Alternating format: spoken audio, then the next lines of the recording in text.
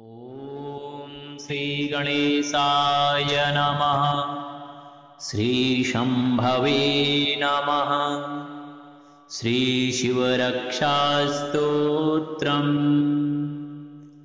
ॐ अस्य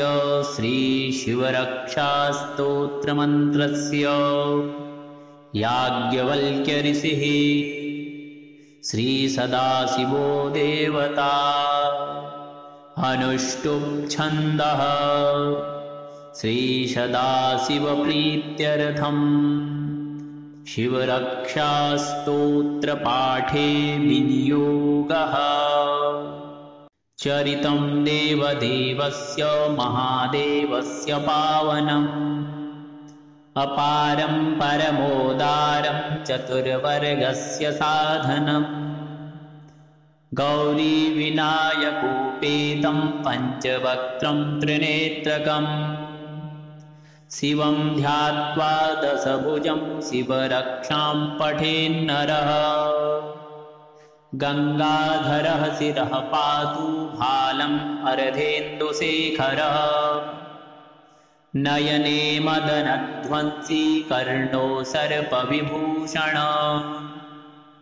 घ्राणं पातु पुरारातिः मुखं पातु जगत्पतिः। जिह्वां वागीश्वरः पातु कन्धरां सितिकन्धरः। श्रीकण्ठः पातु मे कण्ठं स्कन्धौ विश्वधुरन्धरः। भुजौ भूभारसंहरता करौ पातु पिनाकध्रे।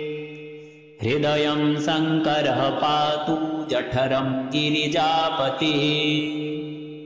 नाभिं मृत्युञ्जयः पातु कटिव्याघ्राजिनाम्बरः। सक्थिनी पातु दीनार्तशरणागतवत्सलः। उरुमहेश्वरः पातु जानुनी जगदीश्वरः। जङ्घे पातु जगत्कर्ता गुल्फौ पातु गणाधिपः। चरणौ करुणासिन्धो सर्वाङ्गानि सदाशिवः। एतां शिवबलोपेतां रक्षां यः सुकृती पठेत् स्वभुक्त्वा सकलान् कामान् शिवसायुज्यमाप्नुयात्। ग्रहभूतपिशाचाद्यैस्त्रैलोक्ये विचरन्ति ये। दूरादासु पलायन्ते शिवनामाभिरक्षणाम्। अभयङ्करनामेदं कवचं पार्वतीपतेः। भक्त्या बिभर्ति यः कण्ठे तस्य वश्यं जगत्त्रयम्। इमां नारायणः स्वप्ने शिवरक्षां यथा दिशत्।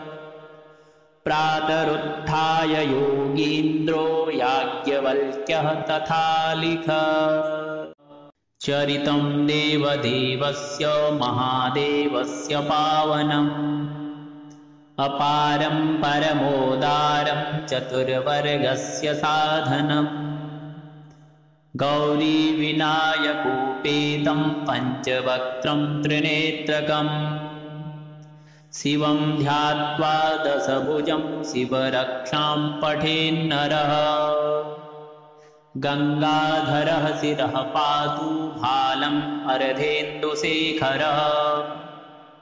नयने मदनध्वंसी कर्णो सर्पविभूषण। घ्राणं पातु पुरारातिः मुखं पातु जगत्पतिः। जिह्वां वागीश्वरः पातु कन्धरां सितिकन्धरः। श्रीकण्ठः पातु मे कण्ठं स्कन्धौ विश्वधुरन्धरः। भुजौ भूभारसंहरता करौ पातु पिनाकध्रे। हृदयं शङ्करः पातु जठरं गिरिजापतिः। नाभिं मृत्युञ्जयः पातु कटिव्याघ्राजिनाम्बरः।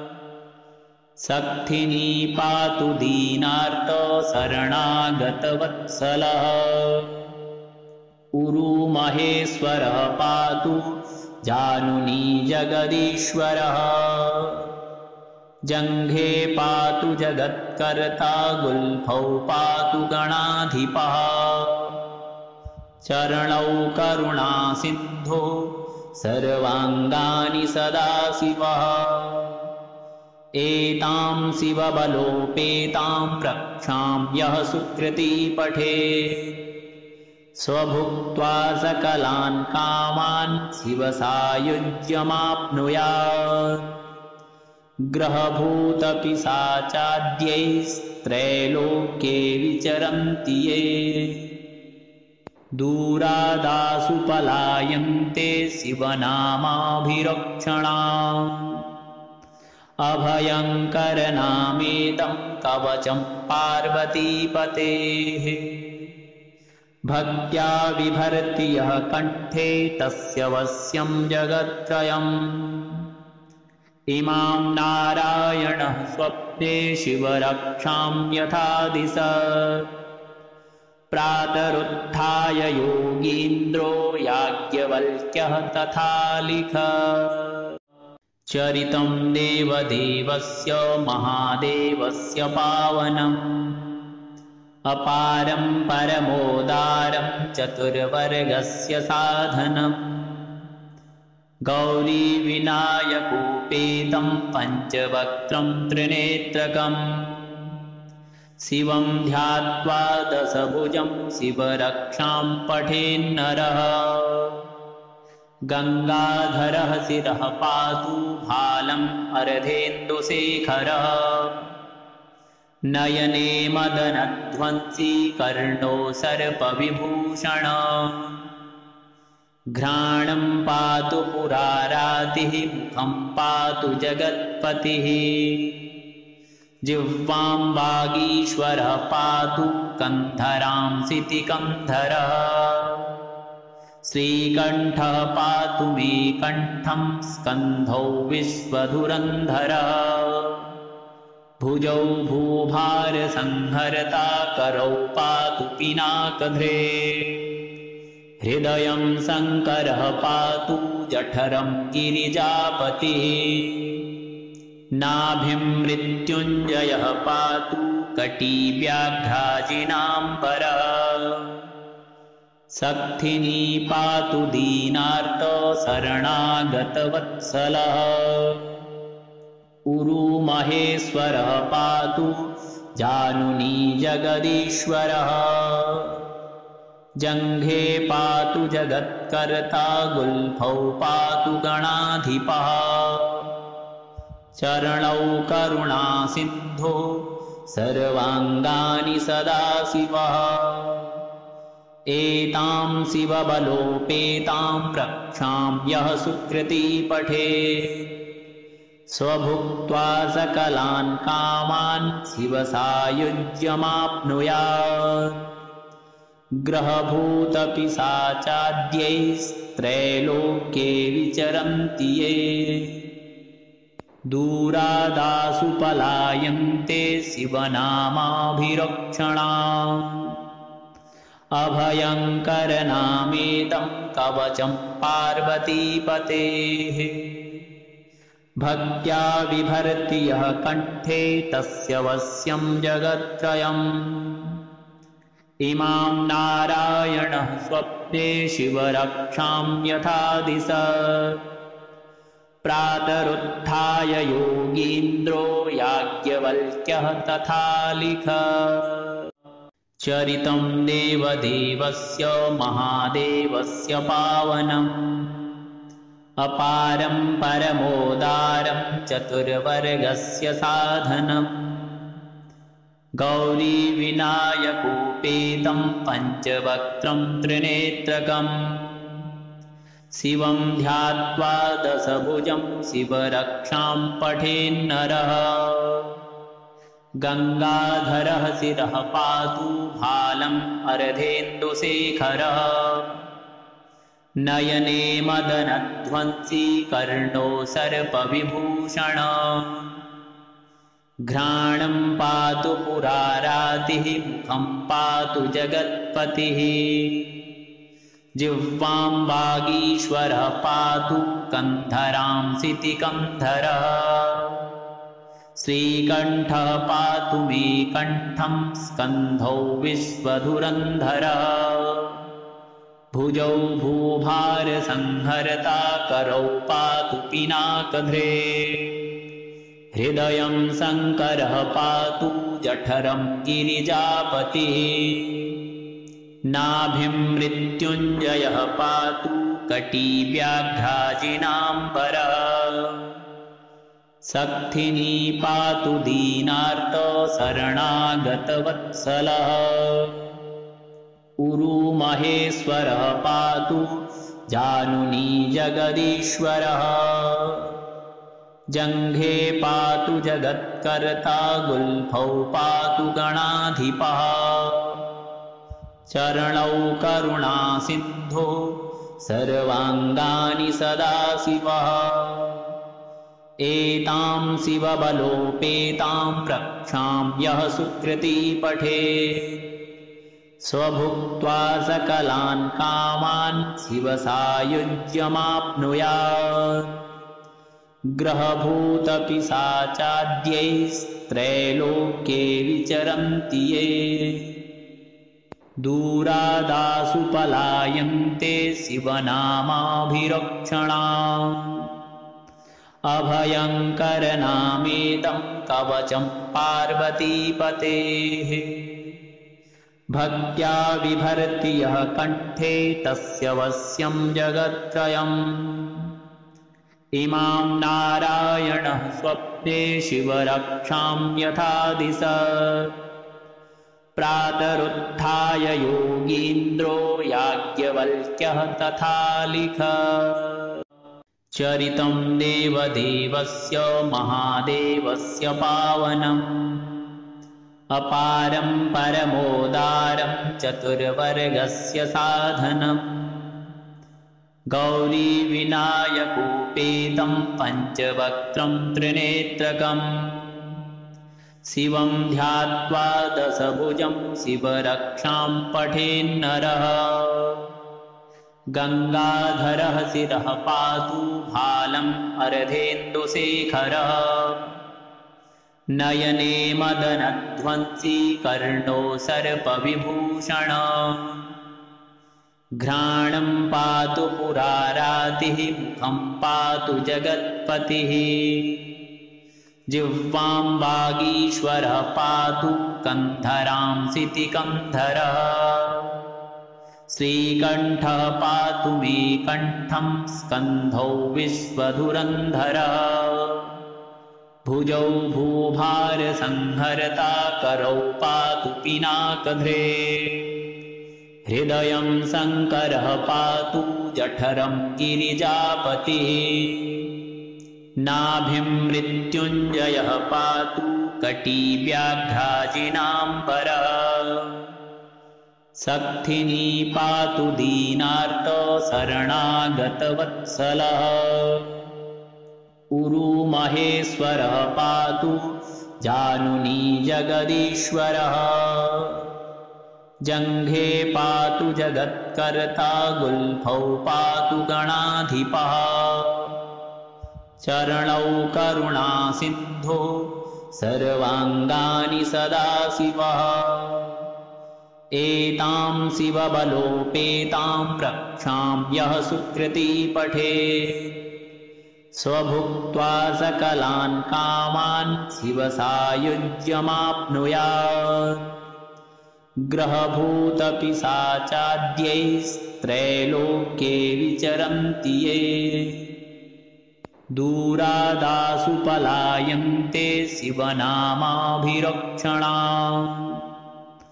अभयङ्करनामेदं कवचं पार्वतीपतेः भक्त्या बिभर्ति यः कण्ठे तस्य वश्यं जगत्त्रयम् इमां नारायणः स्वप्ने शिवरक्षां यथा दिशत् प्रातरुत्थाय योगीन्द्रो याज्ञवल्क्यः तथालिख चरितं देवदेवस्य महादेवस्य पावनम् अपारं परमोदारं चतुर्वर्गस्य साधनम् गौरीविनायकोपेतं पञ्चवक्त्रं त्रिनेत्रकम् शिवं ध्यात्वा दशभुजं शिवरक्षां पठेन्नरः गङ्गाधरः शिरः पातु भालम् अर्धेन्दुशेखरः नयने मदनध्वंसी कर्णो सर्पविभूषण घ्राणं पातु पुरारातिः मुखं पातु जगत्पतिः जिह्वां वागीश्वरः पातु कन्धरां सितिकन्धरः श्रीकण्ठः पातु मे कण्ठं स्कन्धौ विश्वधुरन्धरः भुजौ भूभारसंहर्ता करौ पातु पिनाकध्रे हृदयं शङ्करः पातु जठरं गिरिजापतिः नाभिं मृत्युञ्जयः पातु कटिव्याघ्राजिनाम्बरः सक्थिनी पातु दीनार्त शरणागतवत्सलः उरुमहेश्वरः पातु जानुनी जगदीश्वरः जङ्घे पातु जगत्कर्ता गुल्फौ पातु गणाधिपः चरणौ करुणासिन्धो सर्वाङ्गानि सदाशिवः एतां शिवबलोपेतां रक्षां यः सुकृती पठेत् स्वभुक्त्वा सकलान् कामान् शिवसायुज्यमाप्नुयात् ग्रहभूतपिशाचाद्यैस्त्रैलोक्ये विचरन्ति ये दूरादासु पलायन्ते शिवनामाभिरक्षणाम् अभयङ्करनामेदं कवचं पार्वतीपतेः भक्त्या बिभर्ति यः कण्ठे तस्य वश्यं जगत्त्रयम् इमां नारायणः स्वप्ने शिवरक्षां यथा दिशत् प्रातरुत्थाय योगीन्द्रो याज्ञवल्क्यः तथालिख चरितं देवदेवस्य महादेवस्य पावनम् अपारं परमोदारं चतुर्वर्गस्य साधनम् गौरीविनायकोपेतं पञ्चवक्त्रं त्रिनेत्रकम् शिवं ध्यात्वा दशभुजं शिवरक्षां पठेन्नरः गङ्गाधरः शिरः पातु भालम् अर्धेन्दुशेखरः नयने मदनध्वंसी कर्णो सर्पविभूषण घ्राणं पातु पुरारातिः मुखं पातु जगत्पतिः जिह्वां वागीश्वरः पातु कन्धरां सितिकन्धरः श्रीकण्ठः पातु मे कण्ठं स्कन्धौ विश्वधुरन्धरः भुजौ भूभारसंहर्ता करौ पातु पिनाकध्रे हृदयं शङ्करः पातु जठरं गिरिजापतिः नाभिं मृत्युञ्जयः पातु कटिव्याघ्राजिनाम्बरः सक्थिनी पातु दीनार्त शरणागतवत्सलः उरुमहेश्वरः पातु जानुनी जगदीश्वरः जङ्घे पातु जगत्कर्ता गुल्फौ पातु गणाधिपः चरणौ करुणासिन्धो सर्वाङ्गानि सदाशिवः एतां शिवबलोपेतां रक्षां यः सुकृती पठेत् स्वभुक्त्वा सकलान् कामान् शिवसायुज्यमाप्नुयात् ग्रहभूतपिशाचाद्यैस्त्रैलोक्ये विचरन्ति ये दूरादासु पलायन्ते शिवनामाभिरक्षणाम् अभयङ्करनामेदं कवचं पार्वतीपतेः भक्त्या बिभर्ति यः कण्ठे तस्य वश्यं जगत्त्रयम् इमां नारायणः स्वप्ने शिवरक्षां यथा दिशत् प्रातरुत्थाय योगीन्द्रो याज्ञवल्क्यः तथा लिखत् चरितं देवदेवस्य महादेवस्य पावनम् अपारं परमोदारं चतुर्वर्गस्य साधनम् गौरीविनायकोपेतं पञ्चवक्त्रं त्रिनेत्रकम् शिवं ध्यात्वा दशभुजं शिवरक्षां पठेन्नरः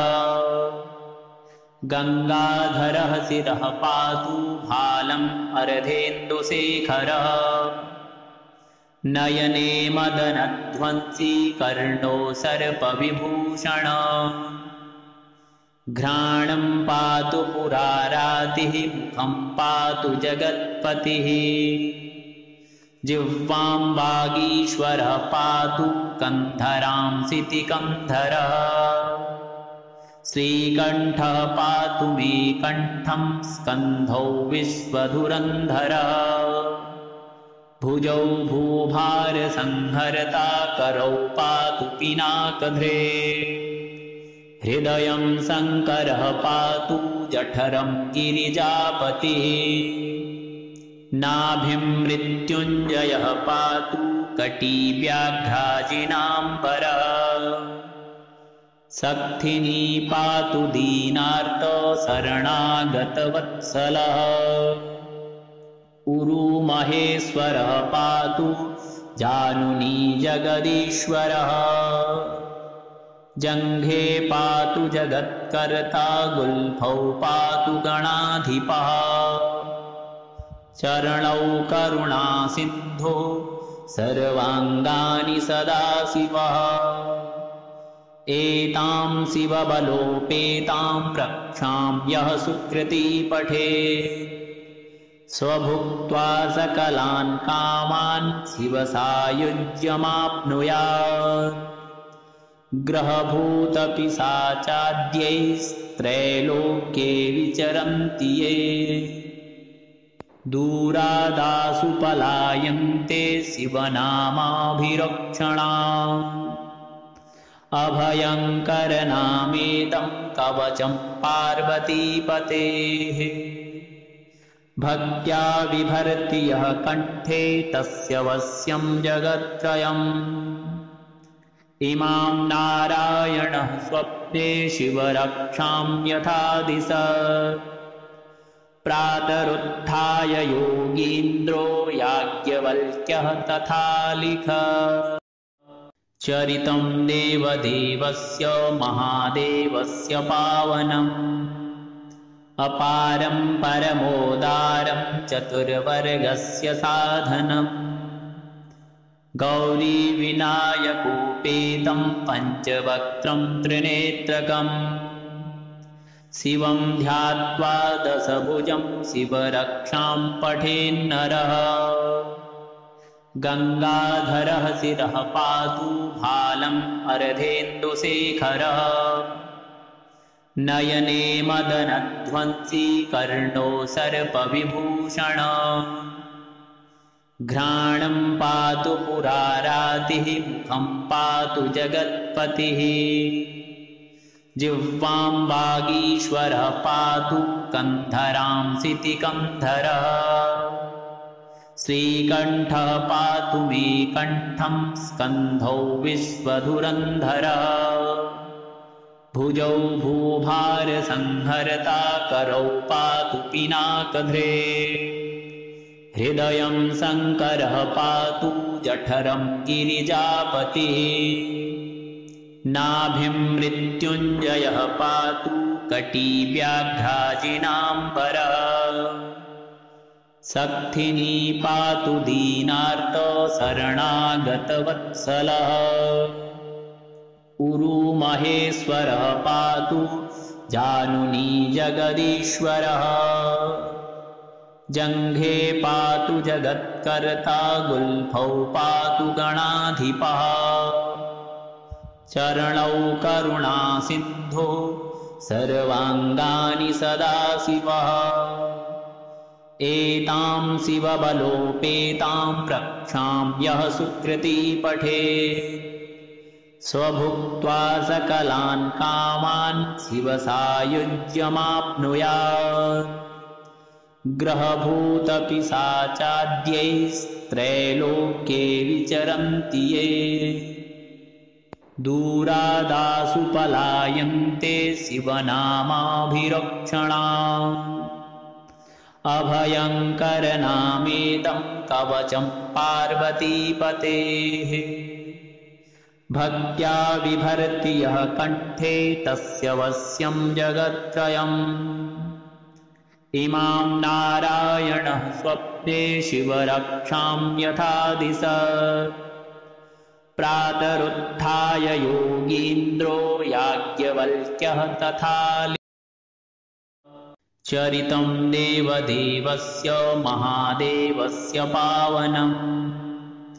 अपारं परमोदारं चतुर्वर्गस्य साधनम् गौरीविनायकोपेतं पञ्चवक्त्रं त्रिनेत्रकम् शिवं ध्यात्वा दशभुजं शिवरक्षां पठेन्नरः गङ्गाधरः शिरः पातु भालम् अर्धेन्दुशेखरः नयने मदनध्वंसी कर्णो सर्पविभूषण घ्राणं पातु पुरारातिः मुखं पातु जगत्पतिः जिह्वां वागीश्वरः पातु कन्धरां सितिकन्धरः श्रीकण्ठः पातु मे कण्ठं स्कन्धौ विश्वधुरन्धरः भुजौ भूभारसंहर्ता करौ पातु पिनाकध्रे हृदयं शङ्करः पातु जठरं गिरिजापतिः नाभिं मृत्युञ्जयः पातु कटिव्याघ्राजिनाम्बरः सक्थिनी पातु दीनार्तशरणागतवत्सलः उरुमहेश्वरः पातु जानुनी जगदीश्वरः जङ्घे पातु जगत्कर्ता गुल्फौ पातु गणाधिपः चरणौ करुणासिन्धो सर्वाङ्गानि सदाशिवः एतां शिवबलोपेतां रक्षां यः सुकृती पठेत् स्वभुक्त्वा सकलान् कामान् शिवसायुज्यमाप्नुयात् ग्रहभूतपिशाचाद्यैस्त्रैलोक्ये विचरन्ति ये दूरादासु पलायन्ते शिवनामाभिरक्षणाम् अभयङ्करनामेदं कवचं पार्वतीपतेः भक्त्या बिभर्ति यः कण्ठे तस्य वश्यं जगत्त्रयम् इमां नारायणः स्वप्ने शिवरक्षां यथा दिशत् प्रातरुत्थाय योगीन्द्रो याज्ञवल्क्यः तथा चरितं देवदेवस्य महादेवस्य पावनम् अपारं परमोदारं चतुर्वर्गस्य साधनम् गौरीविनायकोपेतं पञ्चवक्त्रं त्रिनेत्रकम् शिवं ध्यात्वा दशभुजं शिवरक्षां पठेन्नरः गङ्गाधरः शिरः पातु भालम् अर्धेन्दुशेखरः नयने मदनध्वंसी कर्णो सर्पविभूषण घ्राणं पातु पुरारातिः मुखं पातु जगत्पतिः जिह्वां वागीश्वरः पातु कन्धरांसिति कन्धरः श्रीकण्ठः पातु मे कण्ठं स्कन्धौ विश्वधुरन्धरः भुजौ भूभारसंहरता करौ पातु पिनाकध्रे हृदयं शङ्करः पातु जठरं गिरिजापतिः नाभिं मृत्युञ्जयः पातु कटिव्याघ्राजिनाम्बरः सक्थिनी पातु दीनार्त शरणागतवत्सलः उरुमहेश्वरः पातु जानुनी जगदीश्वरः जङ्घे पातु जगत्कर्ता गुल्फौ पातु गणाधिपः चरणौ करुणासिन्धो सर्वाङ्गानि सदाशिवः एतां शिवबलोपेतां रक्षां यः सुकृती पठेत् स्वभुक्त्वा सकलान् कामान् शिवसायुज्यमाप्नुयात् ग्रहभूतपिशाचाद्यैस्त्रैलोक्ये विचरन्ति ये दूरादासु पलायन्ते शिवनामाभिरक्षणाम् अभयङ्करनामेदं कवचं पार्वतीपतेः भक्त्या बिभर्ति यः कण्ठे तस्य वश्यं जगत्त्रयम् इमां नारायणः स्वप्ने शिवरक्षां यथा दिशत् प्रातरुत्थाय योगीन्द्रो याज्ञवल्क्यः तथा लिखत्।